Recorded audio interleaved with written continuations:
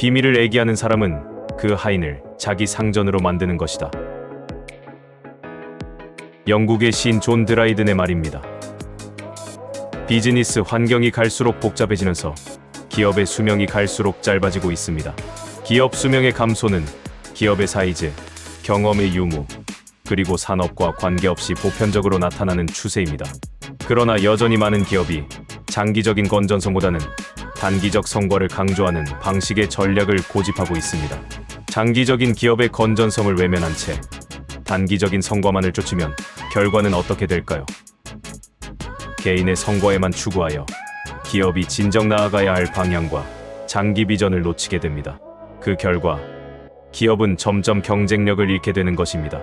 그동안 고질적인 한국병이라고 불릴 정도로 무분별한 단기적 성과에 치중한 나머지 많은 기업이 도태되거나 사라졌습니다. 특히 한국은 빨리빨리 문화의 영향으로 기본과 원칙 대신 억지와 편법을 동원한 경우가 많았습니다. 이제는 기업이 끝까지 살아남기 위한 기본에 충실한 원리와 방법을 익혀야 합니다. 많은 학자들이 공통적으로 지적한 기업이 오래 살아남기 위한 생존 방법을 요약하면 다음 4가지로 귀결되고 있습니다. 첫째, 고객가치 최우선의 법칙입니다. 즉, 고객가치를 최우선으로 하는 것입니다. 기업은 이익을 찾아 세계적인 경쟁을 벌이고 있지만 어느 곳에 있든 인류의 이상적인 생활에 부합하는 가치를 창조해야만 미래의 승자가 될 수 있습니다. 기업의 목적은 고객 창조이며 사업은 고객부터 시작해야 한다고 피터 드러커는 말했습니다. 그러나 고객을 창조하려면 고객을 만족시켜야 합니다.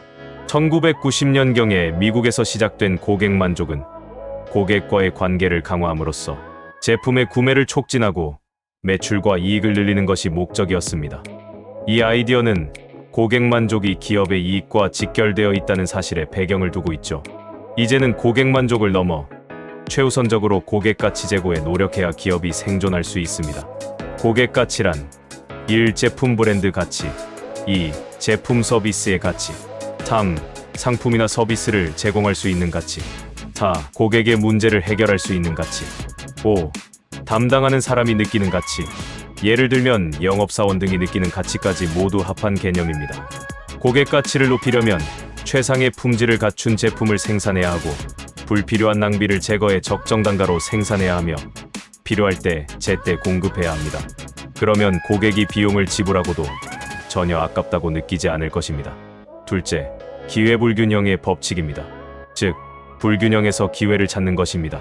기본적으로 기업이 수익을 내는 행위의 본질은 기회불균형에 있습니다. 다시 말하면 균형 상태에서는 별로 이익을 낼 수가 없습니다. 기업가는 기본적으로 평등이나 균형이란 말을 좋아하지 않죠. 거기에는 기회가 없다고 생각하기 때문입니다. 대표적으로 이탈리아의 경제학자인 파레토에 의해 많이 소개된 20대 80 법칙이라 불리는 파레토 법칙이 있는데 이 법칙의 핵심 메시지는 불균형에 있습니다. 이 법칙이 기업가에게 주는 의미는 무작정 노력하는 것보다 집중해야 할 20%를 찾는 일이 더 중요하다는 것이죠. 평균적인 노력을 기울이기보다는 중요한 곳을 선택하고 선택한 곳에 집중하는 노력을 기울여야 더 큰 기회가 주어진다는 것입니다. 자동차에서 20대 80의 불균형을 찾은 BMW의 사례를 살펴보죠. 자동차의 생명은 강력한 엔진입니다. 자동차는 달리기 위해 태어났습니다. 그러나 이러한 상식을 다른 관점에서 바라본 사람이 있었습니다. BMW 자동차 회사의 수석 디자이너였던 크리스 뱅글이었죠. 어느 날 그는 이렇게 생각했습니다. 자동차는 자기 인생의 20%의 시간만 달리고 나머지 80%의 시간은 서서 보낸다. 따라서 달리는 것보다 더 중요한 것은 서 있을 때 멋진 모습을 보여주는 것이다. 이것은 자동차에 관한 관점의 전환이었습니다. 그래서 BMW는 디자인에 집중하기 시작하여 큰 성공을 거두었습니다. 그런데 대부분의 기업가는 현재를 보면서 미래가 어떻게 될지를 예측하지만 소수의 성공한 기업가는 미래를 내다보면서 현재 어떻게 행동해야 할지를 생각합니다. 셋째, 비밀 유지의 법칙입니다.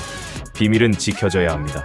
기업가도 사람인 이상 자신이 아는 비밀을 다른 사람들에게도 말하고 싶어질 때가 있습니다. 그러나 다른 사람에게 말하지 않는 것이 좋습니다. 말하는 순간 문제가 발생할 수 있고 의도한 결과와 다르게 나타날 수 있기 때문이죠. 기업은 이윤 추구가 목적이기 때문에 어떻게 성장했는지를 일부러 밝힐 필요는 없습니다.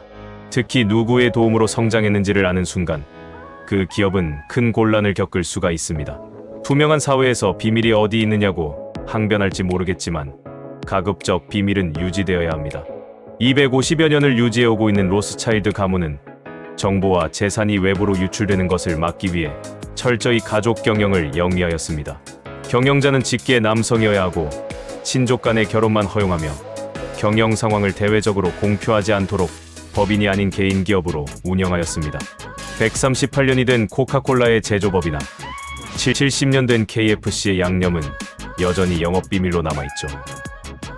특허는 일정 기간 경과 후에는 외부에 그 내용을 공개해야 한다는 단점 때문에 이들 기업은 특허로 등록하지 않은 채 영업비밀을 유지하고 있습니다. 넷째, 사회적 확장의 법칙입니다. 사회적 확장이란 외연을 넓히는 것입니다. 기업은 경제적 이윤 추구라는 울타리에서 벗어나 사회를 변화시키고 바꾸어 나가는 동력을 가질 때 더욱더 오래 생존할 수가 있습니다. 많은 기업들이 공유가치 창출과 사회적 책임을 확장시키는 것도 이 때문입니다. 기업은 생산과 영업활동에 그치지 않고 환경경영, 윤리경영, 사회공헌과 지역 노동자의 삶을 비롯한 지역사회에 큰 영향을 미칩니다. 이러한 사회적 확장이 경제, 환경, 사회 측면에서 지속적인 성과를 창출하여 지속가능한 기업의 가치를 증진시킵니다. 요즘은 기업의 역할에 대한 사회적 분위기도 기업의 사회적 책임을 확장하고 과거보다 한 차원 높아진 경영진의 윤리적 기준을 요구하고 있습니다.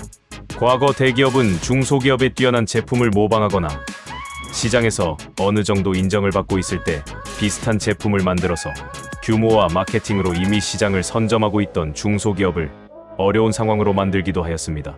그러나 기업의 이미지나 브랜드는 고객이 인지하고 신뢰하는 대상이며 기업의 사업 성과와 수익성 제고에 기여하는 바가 큰 무형자산의 역할을 합니다. 이렇듯이 기업이 오랫동안 생존하려면 고객의 가치 창조에 최우선을 두어야 하고 항상 불균형이 존재하는 세상의 기회를 찾아야 하며 왜 성장했는지를 모를 정도로 비밀을 유지하고 사회 공동체와 함께 성장하는 사회적 확장에 노력을 기울여야 합니다. 이것이 역사적으로 성공한 기업가와 현재 성장을 거듭하고 있는 기업들에서 나타난 공통된 특징입니다. 이상 끝까지 살아남기 시리즈 기업이 오래 생존하는 법이었습니다.